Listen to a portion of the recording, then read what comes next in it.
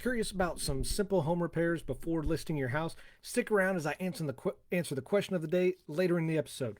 What's going on, guys? Matt in the hat. Matt Johnson Real Estate, powered by Keller Williams Diamond Partners. You are tuned in to the hot list. I come to y'all Monday through Friday, each and every single week, and we hang out and talk real estate. We talk about properties that are new to the market, been on the market, and had some type of price reduction, as well as something unique about the property I want everybody to know and want to share with you guys.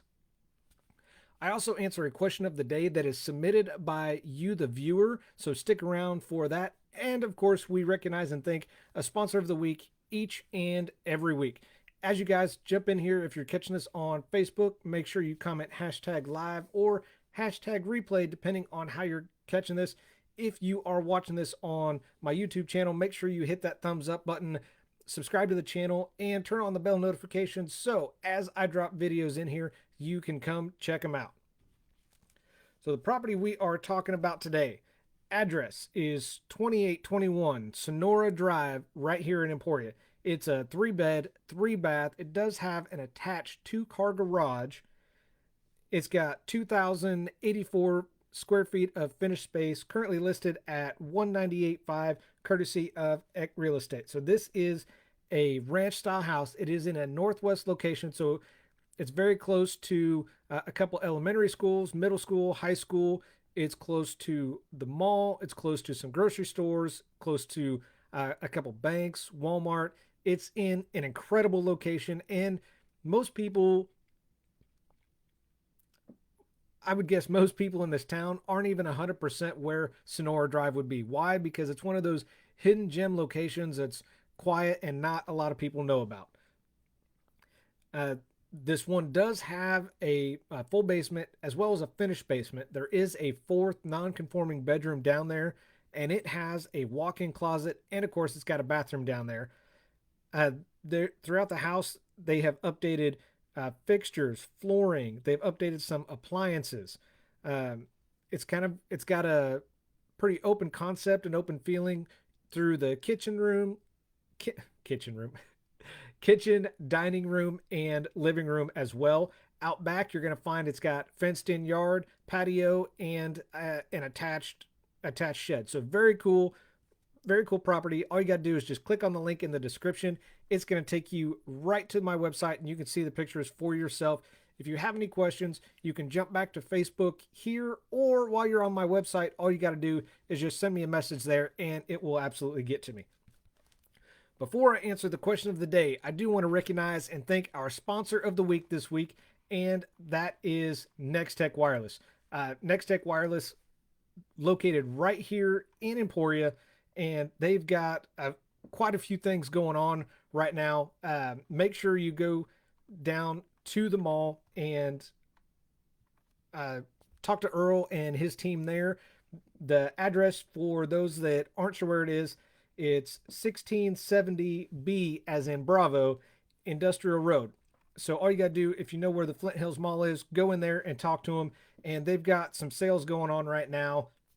As of Friday, the new 8th generation iPad just became available, and it's got an all-day battery life and some advanced camera features. So go down there, talk to them, see them. They can answer your questions, and whether you talk to Earl, who is the store manager, or any of his associates that he has there, they're all going to get you taken care of. They all know the products inside and out, backwards, forwards, however you want to explain it. They can get you done, get you taken care of, and get you out the door safely. So if you have any questions, just make sure that you click on the link, and it will take you to their Facebook page, and you can contact them directly through Facebook, or it has the store phone number as well as their adjusted hours there as well. So make sure you check them out. And before I do the question of the day, if you would like to be a sponsor of the week and just help support the channel, support the page, all you got to do is just shoot me a message through Facebook. You can also call me 620-794-1032, and I'd be happy to talk to you, and we can see if you are a good fit for being a sponsor of the week.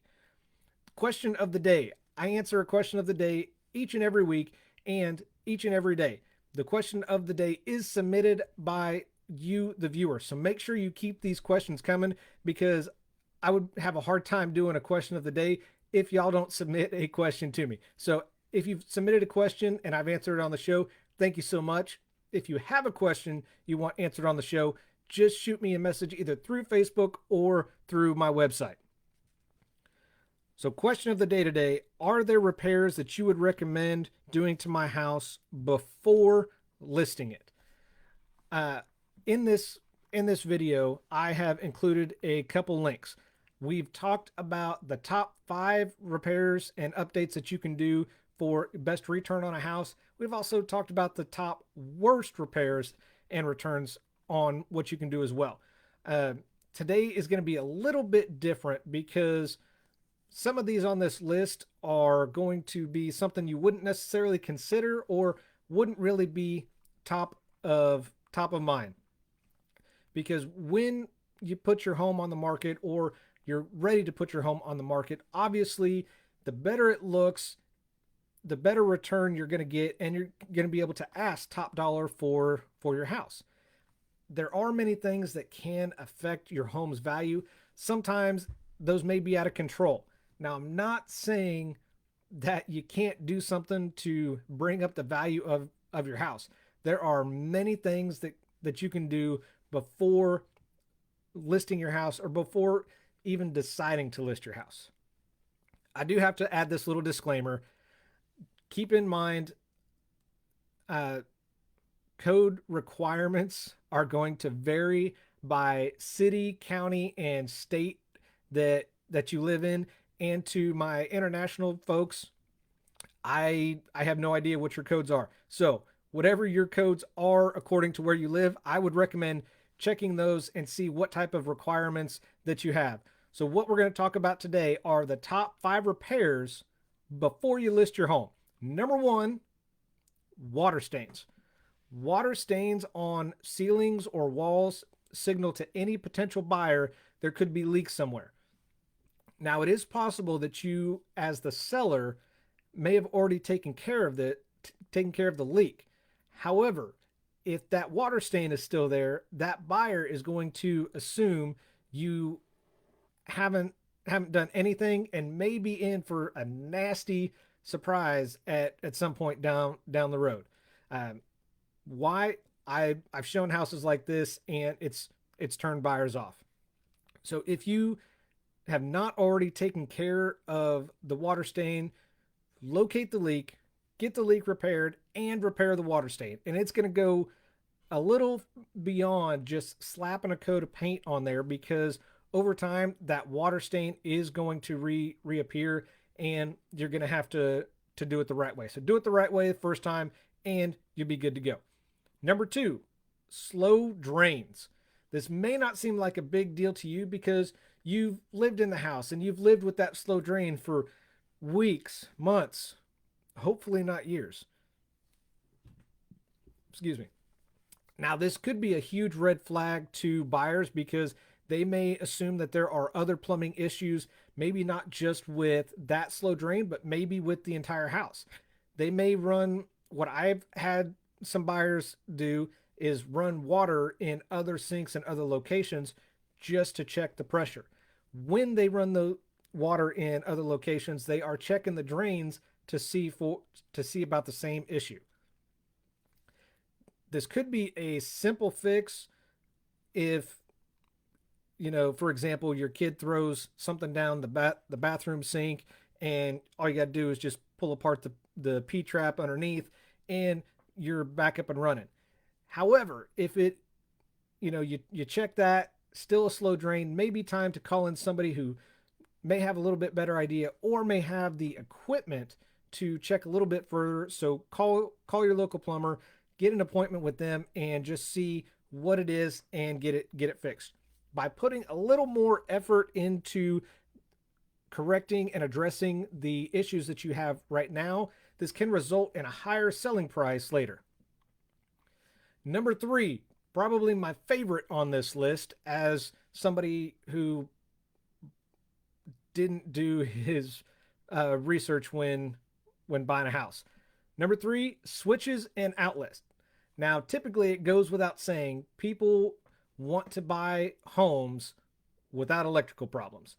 So if your switches or outlets look discolored, worn, beaten up, the buyer may assume that this is going to lead to them having electrical problems, even if there aren't any. So take some time, replace any damaged, discolored, or malfunctioning switches or outlets. This will save your ass. I promise you. As a side note, I do want to add as a side note, every house that I have shown has had a mystery switch. We have no idea when I'm showing this house what it goes to. I've called the listing agent and asked them. They've asked the buyer, the seller. The seller has no idea. So if this mystery switch, if you as the seller know what this mystery switch does, if it just doesn't work, if it's a fixture that's bad, if it's a light that's bad, whatever this mystery switch goes to, get it fixed. Just taking the time to fix that mystery switch is going to give any potential buyer a lot more confidence finishing looking at your house and not thinking in the back of their mind, what the hell does that switch go to? What am I running into? What am I getting into? What problems are going to come up and bite me in the ass? And again, this it may not be a big job depending on what it is. For instance, when we moved in the house, there was a mystery switch. We couldn't figure it out, and that was because it went to a fixture that was on the outside. There was no fixture there. So once we installed a fixture, put a light in, tried the switch, boom, it worked, and we spent maybe $30 on a light fixture. So come on, people, it's not that much. Spend a little money, get a lot more return. Number four are trip hazards. I can't believe I've got to bring this up. Unfortunately, I have to bring this up. If you have loose carpet or loose wood flooring, you as the homeowner know that's there, where it is, and you have adapted to walking around it or stepping over it. Buyers don't know this and they will trip.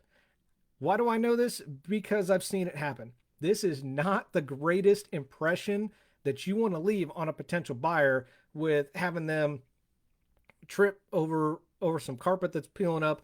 Hopefully they catch themselves in the hallway, in the doorway or against a wall.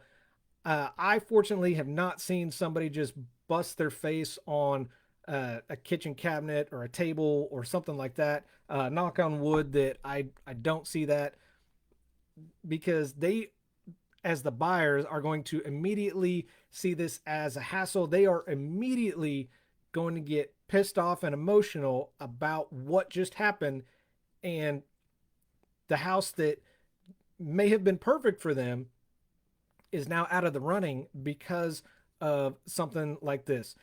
Or they may want to negotiate a lower price. And like I said, if they don't want to negotiate a lower price, they could lose interest altogether.